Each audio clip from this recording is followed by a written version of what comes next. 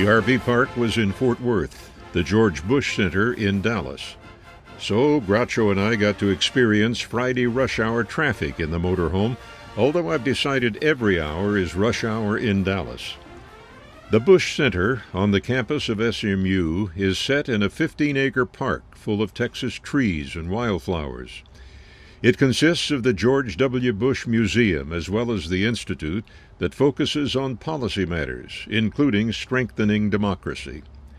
Like the Hoover, Truman, and Eisenhower museums, which we visited earlier on this trip, the Bush Museum is heavy on the president's childhood, his small-town upbringing in Midland, Texas, and the role of faith in his life, a faith he discovered late, but which he credits with helping end his drinking at the age of 40.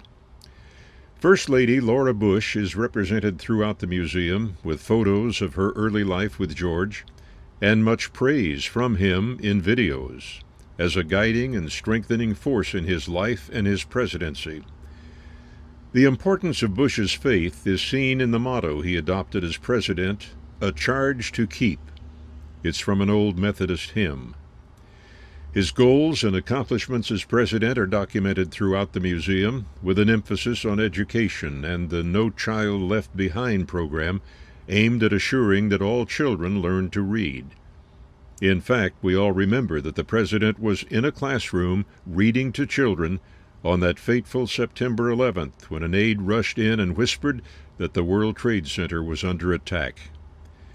That event was a defining moment for the Bush presidency and was the start of his war on terrorism, which ultimately led to the arrest and the execution of Iraq's president Saddam Hussein.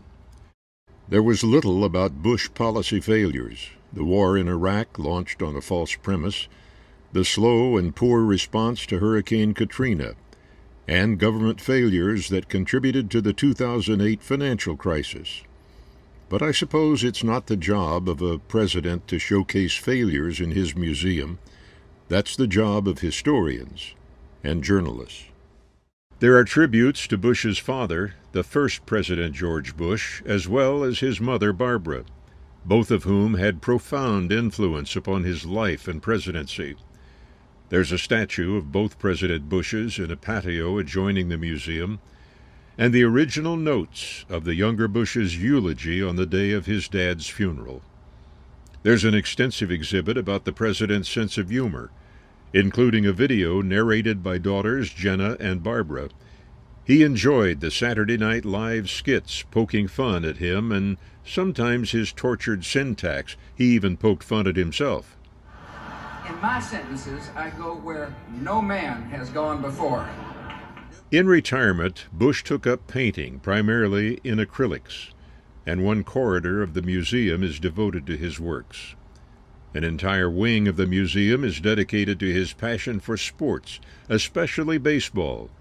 Laura is quoted in one of the videos as saying he'd have his baseball collection in their dining room if he could.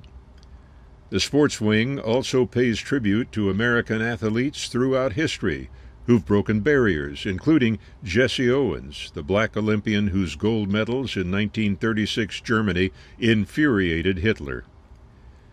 I had mentioned to one of the docents that this was my 11th presidential museum, but when she asked which had been my favorite, I did not have an answer. Well, that's like asking me if I have a favorite among Mexican, Asian, or Italian food. I like them all. They're all different. The same for these museums. Each one, I think, has very accurately reflected the personality and the policies of the person who occupied the office at that time. I know Renee would be pleased that I'm continuing her bucket list goal of visiting all the official presidential museums and libraries. She's been with me on every one. Groucho and I are nearing the end of our 6,000-mile RV journey across America. Another couple of reports, and we'll be back home in Jacksonville, Florida, where the Odyssey began on August 17th. Please share these visits with your friends, and we'll see you again around the bend.